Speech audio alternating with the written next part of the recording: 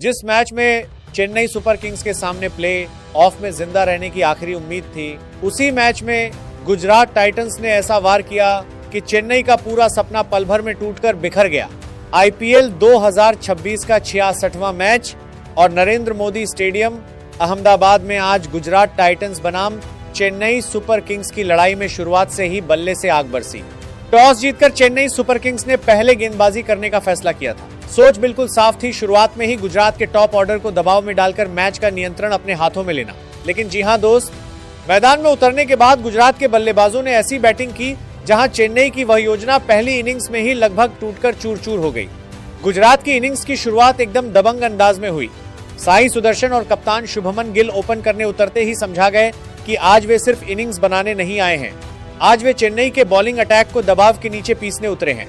Power play में गुजरात ने 62 run बनाए और इन 6 ओवरों में ही मैच का टोन सेट हो गया। शुभमन गिल ने शुरुआत से ही शानदार टाइमिंग दिखाई। सिर्फ 37 गेंदों पर 64 रन, 7 चौके और 3 छक्के। यह इनिंग्स कप्तान जैसी ही क्लासी, कैलकुलेटेड और आक्रामक थी। दूसरी तरफ साई सुदर्शन ने आज फिर साबित कर दिया कि क्यों वह गुजरात की बैटिंग लाइन के सबसे बड़े भरोसे हैं। शुरुआत में थोड़ा समय जरूर लिया, लेकिन सेट होने के बाद उनके बल्ले से जो शॉट निकले वे सच में आंखों को सुकून देने वाले थे।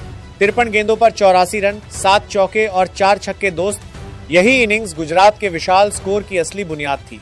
गिल के साथ उनकी 125 रन की ओपनिंग साझेदारी ने चेन्नई को मैच की शुरुआत में ही बैकफुट पर धकेल दिया। 12.2 ओवर में गिल आउट जरूर हुए, लेकिन तब तक गुजरात स्कोरबोर्ड पर बड़े स्कोर का मजबूत प्लेटफॉर्म बना चुका था।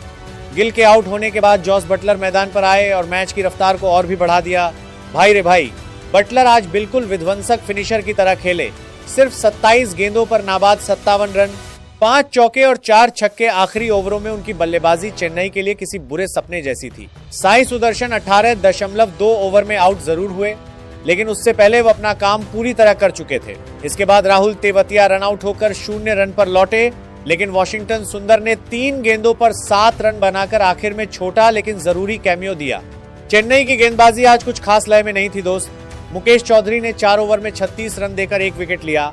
स्पेंसर जॉनसन ने 4 ओवर में 47 रन देकर 1 विकेट पाया और अंशुल कंबोज ने 4 ओवर में 56 रन देकर 1 विकेट जरूर लिया, लेकिन काफी रन खर्च कर दिए। गुरजपनीत सिंह ने 4 ओवर में 31 रन देकर तुलनात्मक रूप से अच्छा नियंत्रण रखा, लेकिन विकेट नहीं मिला। नूर अहमद ने 3 ओवर में 41 रन दिए और शिवम दुबे के 1 ओवर से भी 15 रन आए। सच कहें तो चेन्नई आज किसी भी समय गुजरात की बैटिंग मोमेंटम को पूरी तरह रोक नहीं पाई। आखिरकार 20 ओवर में 4 विकेट खोकर गुजरात टाइटंस ने 229 रन का एक पर्वत जैसा स्कोर खड़ा किया। दोस्त, यह स्कोर सिर्फ बड़ा नहीं, ये चेन्नई के सामने एक पहाड़ जैसा लक्ष्य है। 230 रन चेज करने के लिए चेन्नई को शुरुआत से ही आक्रामक क्रिकेट खेलना होगा, लेकिन उस आक्रामकता के साथ विकेट भी बचाकर रखने होंगे।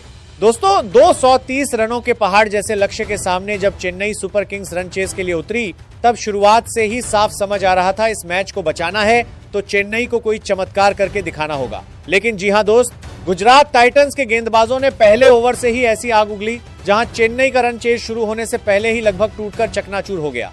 पारी की पहली ही गेंद पर संजू सैमसन 0 रन पर आउट। मोहम्मद सिराज की गेंद पर जोस बटलर के हाथों कैच देकर वह सीधे पवेलियन लौटे और यहीं से चेन्नई के ड्रेसिंग रूम में दबाव की आग भड़क उठी। इसके बाद ऋतुराज गायकवाड़ ने थोड़ा पलटवार करने की कोशिश की। 7 गेंदों पर 16 रन, 1 चौका और 2 छक्के, लेकिन सिराज की उस धारदार गेंदबाजी के सामने वह भी ज्यादा देर टिक नहीं पाए। 2.2 ओवर में बोल्ड होकर लौटे ऋतुराज और चेन्नई तब 29 रन पर 2 विकेट गंवाकर बहुत बड़े संकट में थी। इसके बाद उर्विल पटेल भी 2 गेंदों पर 0 रन बनाकर सिराज का शिकार बने। भाई रे भाई, सिराज आज जैसे नई गेंद से अकेले ही चेन्नई के टॉप ऑर्डर को पूरी तरह तहस नहस कर गए। मैथ्यू शॉट 14 गेंदों पर 24 रन बनाकर थोड़ी लड़ाई करने की कोशिश जरूर कर रहे थे, लेकिन कागिसो रबाड़ा की गेंद पर प्रसिद्ध कृष्णा के हाथों कैच देकर लौट गए। पावर प्ले खत्म होते होते चेन्नई ने 58 रन जरूर बना लिए थे, लेकिन 4 विकेट का वह भारी दबाव उन्हें पूरी तरह बैकफुट पर धकेल चुका था। मिडिल ओवरों में कार्तिक शर्मा ने 15 गेंदों पर 19 रन बनाए और डेवॉल्ट ब्रेविस 10 गेंदों पर सिर्फ 8 रन बनाकर लौट गए, लेकिन चेन्नई का असली तूफान आया शिवम दुबे के बल्ले से।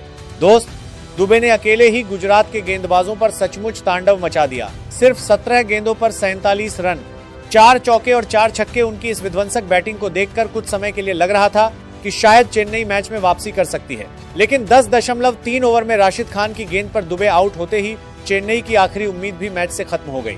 इसके बाद अंशुल कंबोज ने 8 गेंदों पर 19 रन बनाकर तेजी से कुछ रन जोड़े, लेकिन राशिद खान ने उन्हें भी वापस भेज दिया। नूर अहमद 1 रन, मुकेश चौधरी 2 रन पर नाबाद और स्पेंसर जॉनसन 0 रन पर आउट। आखिरकार चेन्नई सिर्फ 13.4 ओवर में 140 रन पर ऑल आउट हो गई।